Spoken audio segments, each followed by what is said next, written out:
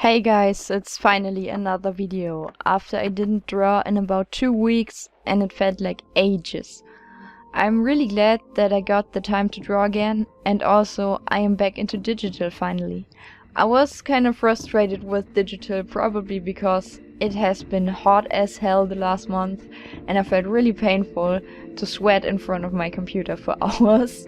So taking a break from digital and doing a lot of traditional instead really helped.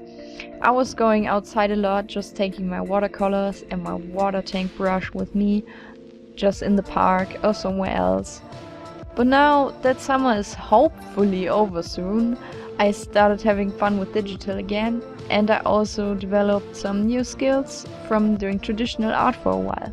Drawing hands.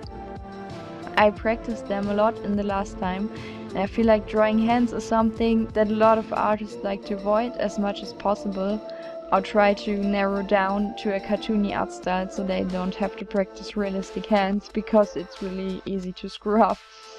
And I was like this for a long time as well.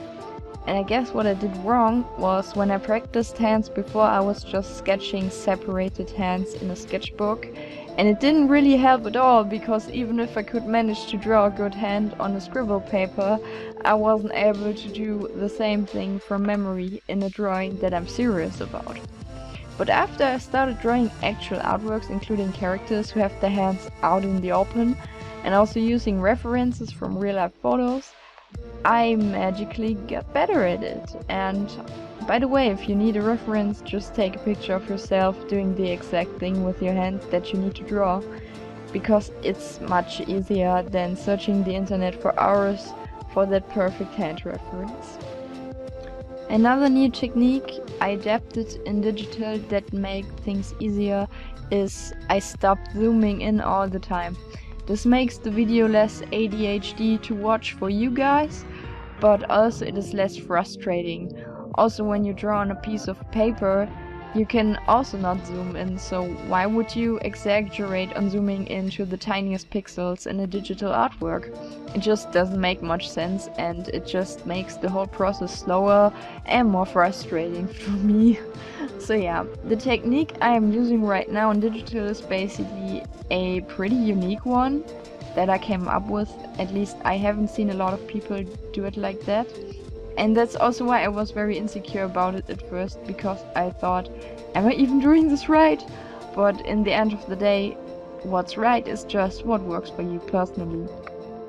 So to explain it, and as you can also see here, I draw a sketchy line art, and after coloring in, I merge all layers together, and then I use the watercolor tool to go over everything, so that the line art gets watercolored into the rest of it. Yeah, it's weird, but it works.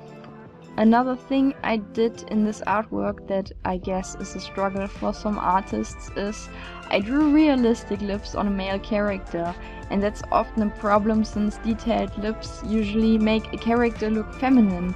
I found some photos of male models on Pinterest that helped me in this, and I am going to link my Pinterest down below so you can have access to all my collections there.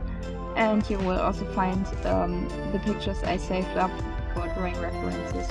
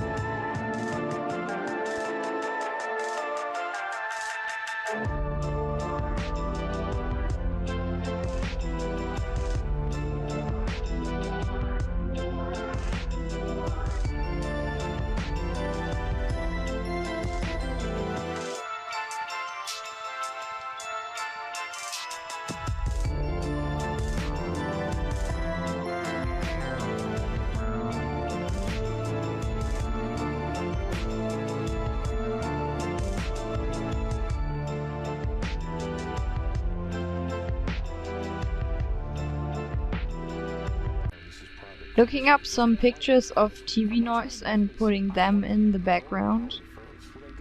And the background is alright. And done. So this is the end of the video, and as always you can find these artworks on my Instagram, linked down below. I hope that the things that I was rambling about were somewhat helpful.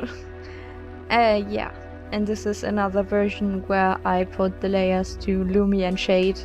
I love doing this because look how eerie and just amazing it looks. I love it. It's creepy, and I love creepy. Bye!